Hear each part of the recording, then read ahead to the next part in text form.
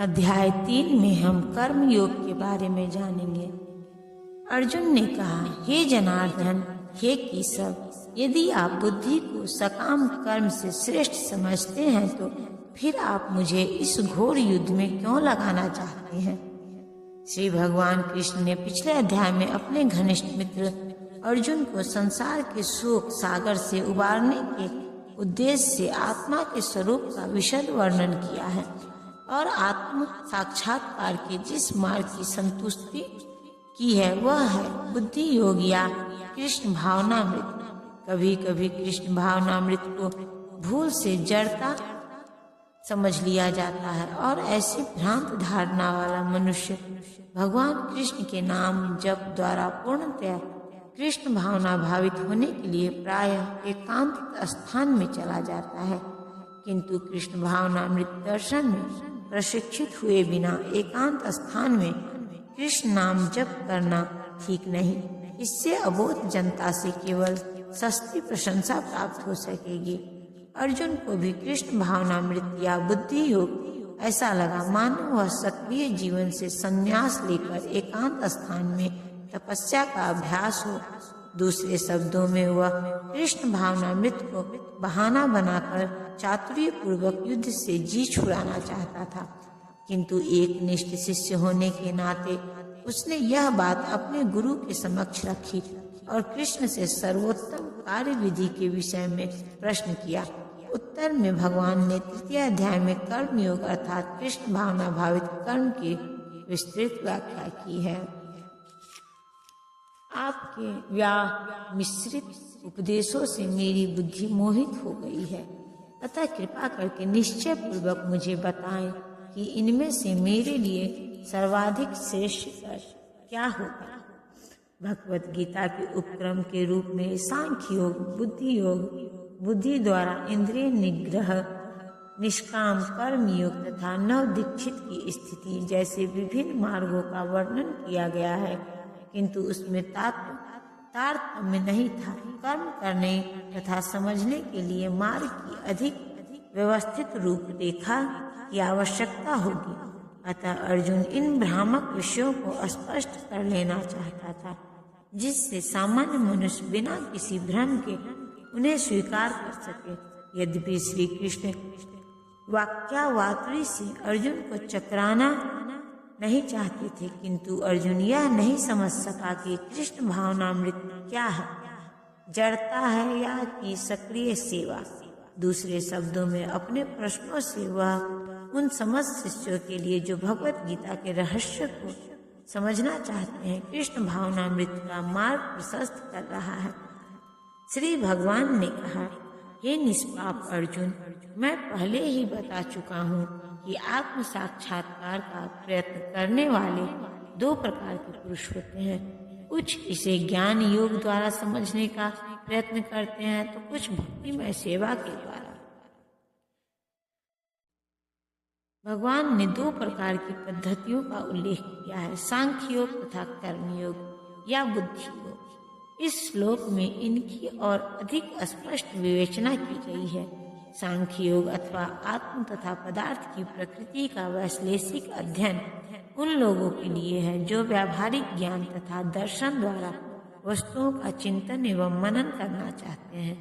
दूसरे प्रकार के लोग कृष्ण भावनामृत में कार्य करते रहते हैं, जैसा कि द्वितीय अध्याय के 21वें श्लोक में बताया गया है। भगवान ने बताया है कि बुद्धि योग या कृष्ण भावनामृत के सिद्धांतों पर चलते हुए मनुष्य कर्म के बंधनों से छूट सकता है तथा इस पद्धति में कोई दोष नहीं है। और अधिक स्पष्ट किया गया है कि बुद्धि योग पूर्णतः पर ब्रह्म पर आश्रित है और इस प्रकार से समस्त इंद्रियों को सरलता से वश में किया जा सकता है। अतः दोनों प्रकार के योग धर्म तथा दर्शन के रूप में अनन्योश्रायित दर्शन विहीन धर्म मात्र भावुकता या कभी कभी धर्मांधता है और धर्म विहीन दर्शन मानसिक उहापोह है। अंतिम लक्ष्य तो श्री कृष्ण है, क्योंकि जो दार्शनिक जन परम सत्य की खोज करते हैं वे अंततः कृष्ण भावनामृत को प्राप्त होते हैं। इसका उल्लेख भी भगवत गीता में मिलता है। संपूर्ण पद्धति का उद्देश्य परमात्मा के संबंध में अपनी वास्तविक स्थिति को समझ लेना है।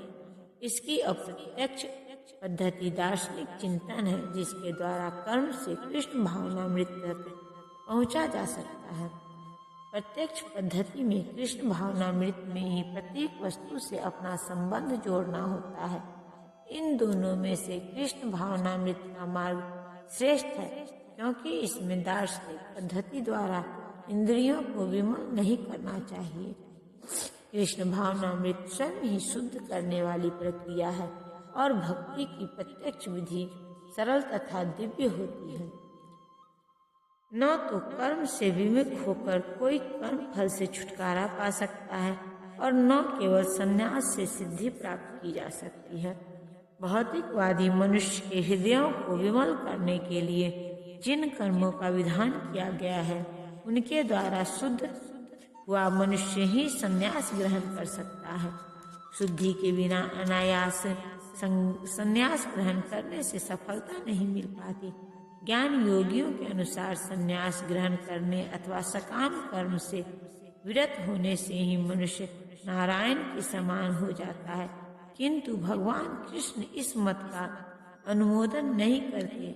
हृदय की शुद्धि के बिना संन्यास सामाजिक व्यवस्था में उत्पात उत्पन्न करता है। दूसरी ओर यदि कोई नियत कर्मों को न करके भी भगवान की दिव्य सेवा करता है, तो वह उस मार्ग में जो कुछ भी उन्नति करता है उसे भगवान स्वीकार कर लेते हैं।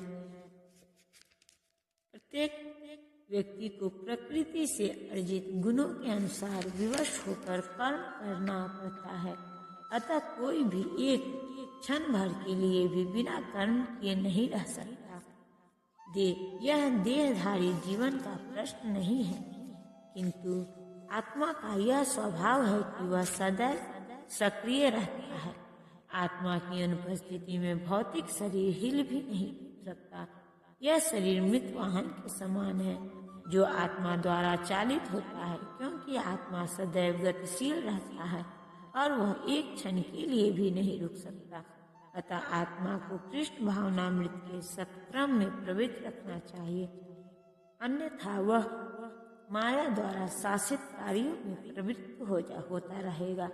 माया के संसर्ग में आकर आत्मा भौतिक गुण प्राप्त कर लेता है और आत्मा को ऐसे आकर्षणों से शुद्ध करने के लिए यह आवश्यक है कि शास्त्रों द्वारा आदिष्ट कर्मों में इसे संलग्न रखा जाए। किंतु यदि आत्मा कृष्ण भावनामृत के अपने स्वाभाविक कर्म में निरत रहता है, तो वह जो भी करता है उसके लिए कल्याणप्रद होता है। यदि कोई कृष्ण भावनामृत अंगीकार कर लेता है, तो भले ही वह शास्त्रोन्मोदित कर्मों को न करे अथवा ठीक से भक्ति न करे, और चाहे वह तो पतित भी हो जाए, तो उसमें उसकी हानि या बुराई नहीं होती। किंतु यदि वह शास्त्रोन्मोदित सारे कार्य करे और कृष्ण भावना भावित न हो, तो ये सारे कार्य उसके लिए लाभ के हैं। अतः कृष्ण भावनामृत के इस स्तर तक पहुँचने के लिए शुद्धिकरण की प्रक्रिया आवश्यक है। अतएव संन्यास या कोई भी शुद्धिकारी पद्धति कृष्ण भावनामृत के चरम लक्ष्य तक पहुँचने में सहायता देने के लिए, क्योंकि उसके बिना सब कुछ व्यर्थ है।